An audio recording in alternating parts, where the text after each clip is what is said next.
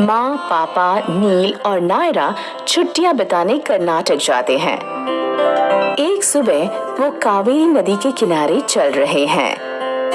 ये एक सुंदर लंबी नदी है। इसका किनारा बहुत शांत है। माँ, क्या ये नदी है? हाँ बेटा। इसमें पानी कहाँ से आता है? ये नदी कहाँ से शुरू होती है? और इस नदी का नाम क्या है माँ? नील, नायरा, ये कावेरी नदी है। देखो, इस नक्शे में देखो। ये पश्चिमी घाट के ब्रह्मगिरी पहाड़ों से तलाकावेरी के नाम से शुरू होती है। कर्नाटक के कोडगु जिले से शुरू होकर ये बंगाल के उपसागर में मिलती है। ओह, कितनी लंबी नदी है ये। हाँ बेटा। माँ, क्या ये इतनी बड़ी है या इससे भी ज्यादा बड़ी? किसी लंबी स्किपिंग रोप जितनी, या हमारी स्कूल के स्विमिंग पूल से भी बड़ी है? हाँ नायरा, तुमने जो कुछ भी देखा है उससे बहुत लंबी है। ओह, ये मैं इस बड़ी और लंबी नदी में तैरूंगी। मैं इस नदी में जाकर तैरूंगी और मैं नील के साथ ही रहूंगी। चलो, हम यहाँ पर बैठेंगे और मैं तुम्हें नदी की कहानी सुनाऊंगा। चलो, कहानी सुनेंगे। देखो बच्चों, कावेरी नदी के बारे में तो बहुत सारी कहानियाँ हैं। एक कहानी के अनुसार ये नदी देवी विष्णु माया है। भगवान विष्णु ने विष्णु माया से कहा कि वो ऋषि अगस्त से विवाह करके पृथ्वी पर रहें। विष्णु माया को अगस्त जी के साथ पृथ्वी पर पूरी जिंदगी बितानी थी। तब विष्णु माया जी ने लोपमुद्रा का रूप लेकर जन्म लिया और ऋषि अगस्त से विवाह किया। क्या हुआ पापा? आप ठीक है ना? मैं ठीक हूँ नायरा, थैंक यू। नील, नायरा, तुम्हें पता है कि मुझे खांसी क्यों आई और मैं क्यों नहीं बोल पाया? नहीं पता पापा। ऐसा इसलिए हुआ क्योंकि मुझे प्यास लगी थी। मेरा गला सूख गया था और इसीलिए मुझे पानी पीना था।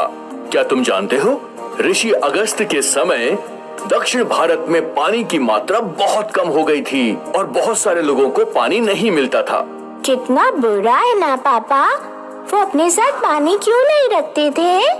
जैसा कि मैंने कहा, पानी की कमी हो गई थी जिसकी वजह से पीने के लिए भी पानी नहीं बचा था। पापा, तब कोई नदी, तालाब या झील नहीं थी क्या? नहीं नील, अगर कोई झील या तालाब होता भी तो उसमें पानी बहुत कम हो जाता था। पापा, फिर हमें बताइए कि तब लोग क्या करते थे? उस समय ऋषि अगस्त दक्षिण भारत के लोगों की मदद करने के लिए आगे आए और तब उन्होंने ये निर्णय लिया कि वो दक्षिण भारत में जाएंगे और तब उनकी पत्नी लोपमुद्रा चमत्कारिक जल के रूप में बदल गईं और उनके कमंडलू में बस गईं। ऐसा उन्होंने इसलिए किया ताकि वो भी लोगों की मदद कर सकें। पर वो पानी में कैसे बदल गई पापा? और वो पानी में बदलकर लोगों की मदद कैसे करने लगी पापा? नायरा, हमने शनिवार सुपर हीरो की जो मूवी देखी थी ना, ये वैसे ही लगता है। तुम्हें याद है, उसमें हीरो धुएं में बदलकर शहर का चक्कर लगा रहा था। ओह हाँ नील, मुझे याद है। वो कितना अच्छा था ना। आगे की कहानी मैं सुनाती हूँ। लोपमुद्रा देवी विष्णु माया का ही रूप थी। उनके पास अद्भुत शक्तियाँ थी, इसी वजह से वो चमत्कार करती थी। वो खुद को पानी में बदलकर ऋषि अगस्त्य के कमंडल में जा बसी। एक दिन वो दक्षिण भारत के पहाड़ पर पहुंचते हैं और वहां ध्यान करने बैठ जाते हैं। वो अपना कमंडल सामने रखते हैं। तभी एक कौवा आता है और कमंडल को गिरा देता है। कमंडल से सारा पानी बहने लगता है। ऐसा भी कहते हैं कि वो कौवा और कोई नहीं बल्कि भगवान गणेश थे। बहने वाला पानी आगे जाकर एक लंबी धारा में बदल जाता है और नदी में रूपांतरित हो जाता है। ये नदी कई प्यास बुझाती है, कई जगहों से बहती हुई ये नदी आगे जाकर कावेरी नदी कहलाती है। ओह, क्या इस नदी का पानी चमत्कारिक है? नहीं नायरा, ये सिर्फ एक कहानी है। पानी तो सिर्फ पानी होता है, जैसे कि तुम बोतल से पीते हो वैसा पानी। क्या दोनों को ये कहानी पसंद आई? हाँ। ये नदी तला कावेरी से शुरू होकर बंगाल के उपसागर में मिल जाती है। ये नदी 3 राज्यों से होकर गुजरती है, एक केंद्र शासित प्रदेश से भी गुजरती है। वो कौन से राज्य और केंद्र शासित प्रदेश है जहाँ ये बहती है? ये नदी कर्नाटक से होकर केरल, तमिलनाडु और केंद्र शासित प्रदेश पुडुचेरी से बहती है। और ये तीनों राज्य दक्षिण भारत के भाग हैं।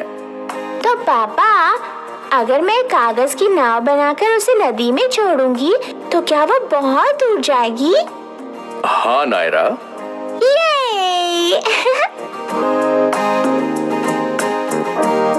कुछ समय के बाद दोनों बच्चे कागज की नाव बनाते हैं।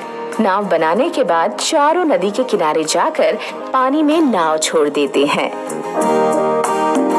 कागज की नाव पानी के बहाव के साथ आगे बढ़ती जाती है।